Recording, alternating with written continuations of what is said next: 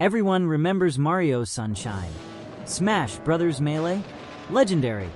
But what about the GameCube games that didn't get their moment in the spotlight? What about the weird, the bold, the hidden gems that time forgot? Today, we're diving deep into Nintendo's Purple Powerhouse to uncover 10 underrated GameCube games you need to play in 2025. Stick around till the end for a bonus title that was canceled, but fans brought it back from the dead. Hit like and subscribe. And if you love deep gaming mysteries, check out our main channel, ContraBrosTeam. Let's get into it.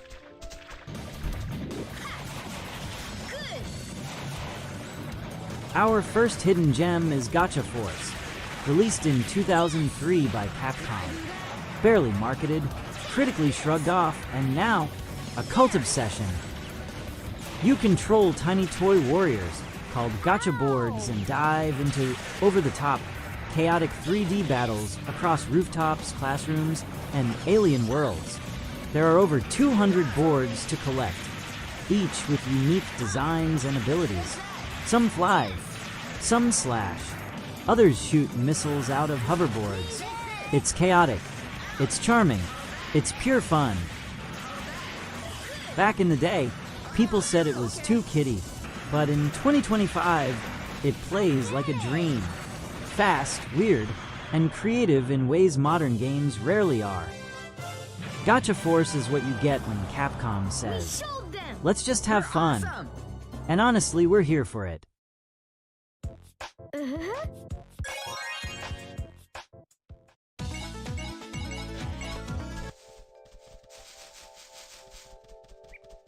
This game, it's weird, and we love it for that. Cubivore, survival of the fittest, throws you into a papercraft wilderness where only the strangest survive. You start as a cube-shaped beast that mutates by eating other cube beasts. Over time, you evolve into something stronger, faster, and more grotesque. There are over 100 mutations, each with wild names like Horny Beast and Slick Cube. Originally made for the doomed N64 it was saved by Atlas and ported to GameCube. That's part of what makes it so rare and so valuable now. But beyond the weirdness, there's a powerful undercurrent about evolution, survival, and nature's brutality, all told through adorable, polygonal beasts ripping each other apart. You'll definitely wonder how this ever got approved, but it's unforgettable. And in 2025, it's still one of the boldest experiments ever released on a Nintendo console.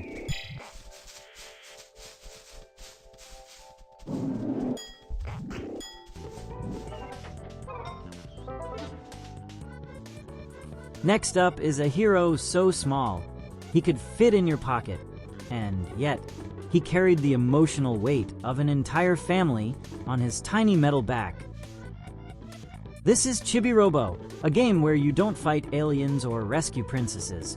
You clean floors, help your family, and mend broken hearts.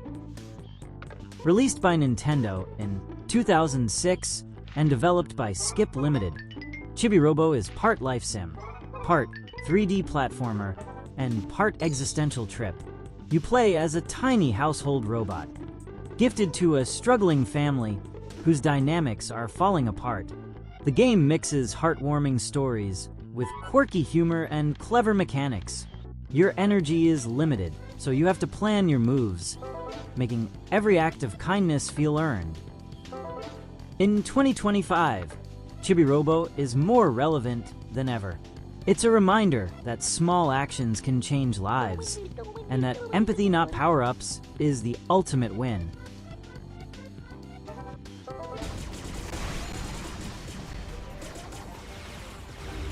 Stylish, mysterious, underrated, P.N.03 was unlike anything Capcom had released before or since.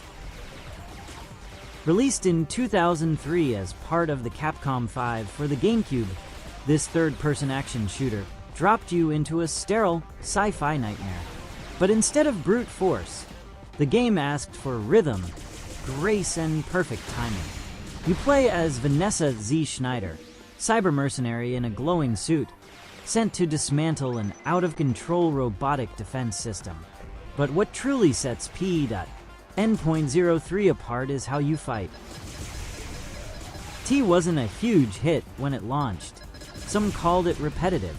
Others didn't get the tone.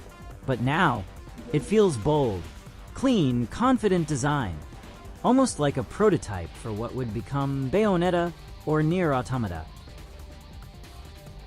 The sterile visuals, the pounding soundtrack, the strange silence of its world. It's a game that dares you to master it, not just finish it.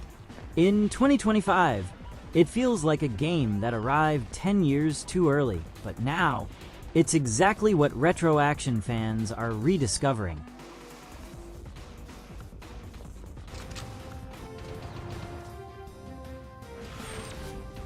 What if I told you one of the GameCube's most mind-bending games lets you become a ghost? This is Geist, a paranormal first-person shooter that takes the rules of the genre and turns them inside out.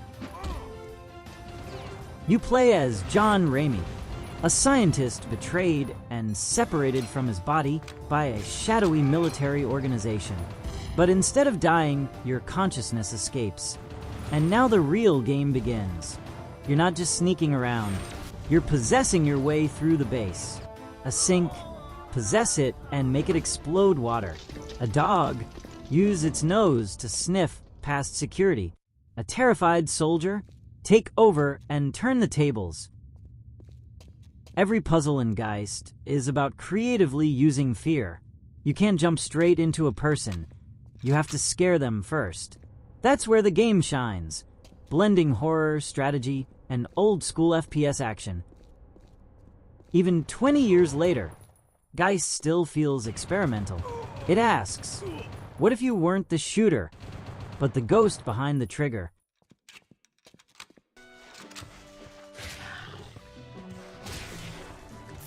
Before card battlers went mainstream, before Slay the Spire and Inscription, there was a dark fantasy gem hiding in the GameCube's shadows.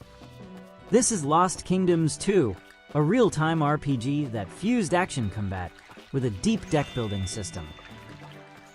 You play as Terra Grimface, a mysterious woman with a dark past and a powerful runestone. Your weapon?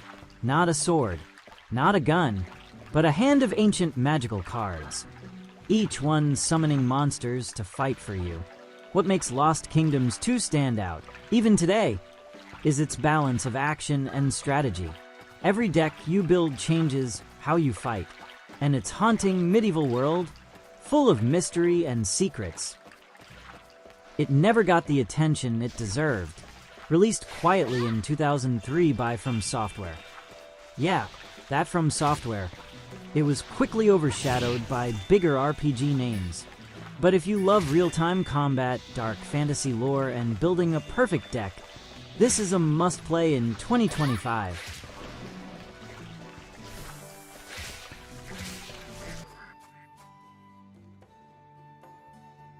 What if the world's most epic RPG was built on a deck of cards?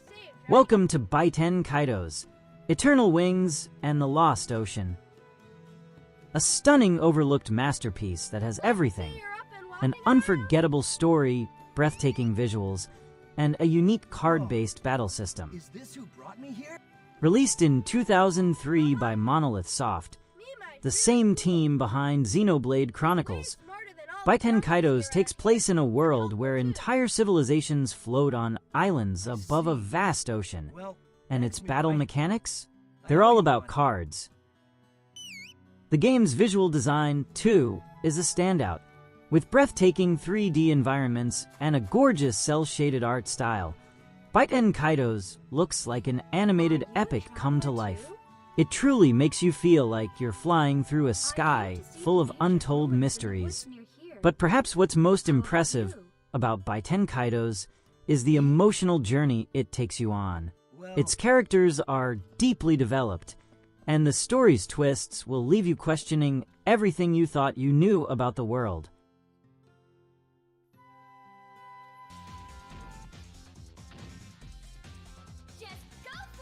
Meet Viewtiful Joe, the side-scrolling action game that took the GameCube by storm in 2003 and left everyone wishing they were just a little bit cooler.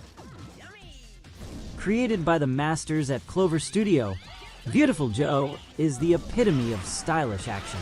You play as Joe, an average guy who gets sucked into a movie world and must become a superhero to save his girlfriend, Sylvia, from a villainous plot. What makes Viewtiful Joe stand out isn't just the bombastic action. It's the blend of slick, comic book-inspired visuals and wildly creative gameplay mechanics. The game introduces a unique slow-motion VFX and fast-forward mechanic that lets you control the speed of your actions, slow things down to dodge bullets, or speed them up to perform insane combos. In Viewtiful Joe, every fight is a dance. It's about timing, precision, and most of all, style. Every move you make looks incredible, thanks to the game's fluid animations, comic book-inspired art style, and over-the-top boss battles. Now, this game never got the mainstream recognition it deserved, and that's why it remains one of the best-kept secrets on the GameCube. But in 2025, it's the perfect time to rediscover this action-packed, jaw-droppingly cool gem.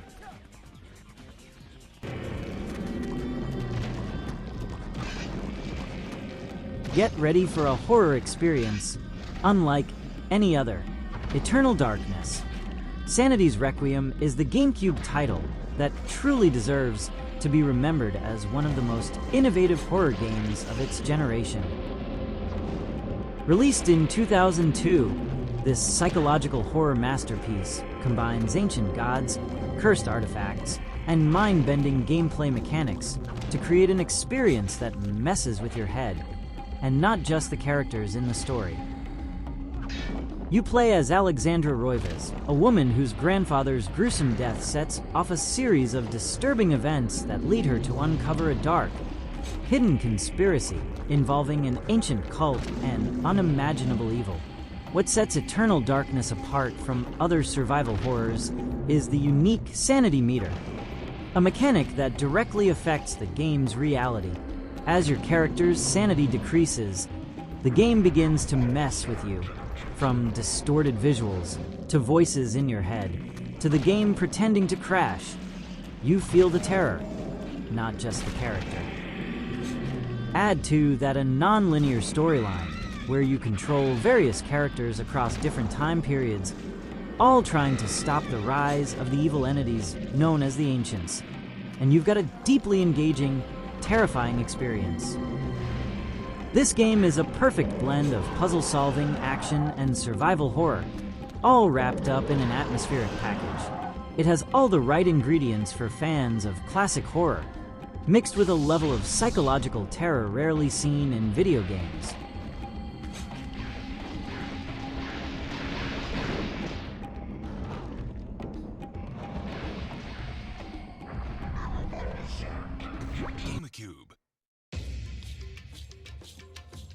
Announced in 2003 as part of the ambitious Capcom 5, a series of exclusives meant to boost the GameCube's library.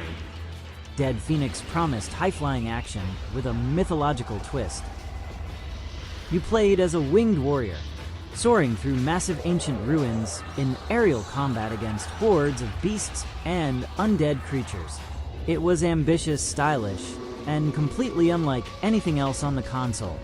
But despite early hype, and even a playable build at trade shows, Capcom pulled the plug.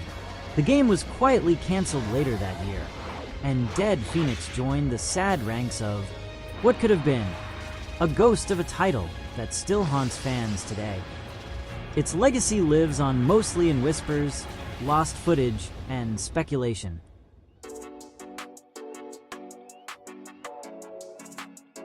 Imagine a god game where you play a gentle yellow giant who just wants to help people, or destroy everything they love.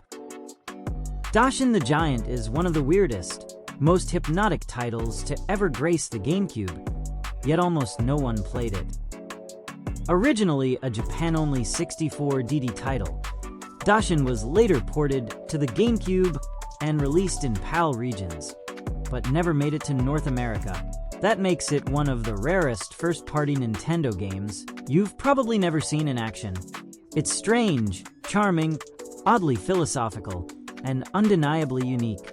If you're into games that dare to be completely different, Doshin the Giant is the crown jewel of obscure GameCube oddities. Want more offbeat and forgotten retro games like this? Hit that follow for weekly hidden gems. And check out our deep dive mysteries over on our main channel, ContraBrosTeam. Whether it's obscure titles or creepy secrets, we've got your retro fix covered.